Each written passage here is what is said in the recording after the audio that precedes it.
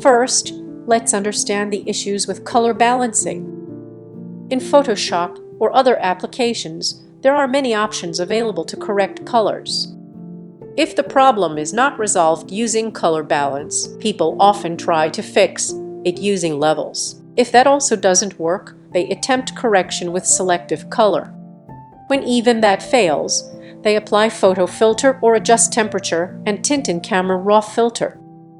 However, even after using all these methods, there is no single option that can solve the majority of color problems. Another major issue is identifying the right tool based on the color problem in the image to achieve the best results. For example, if you are given 6 different images with color issues, can you immediately determine which correction option will work best for each image?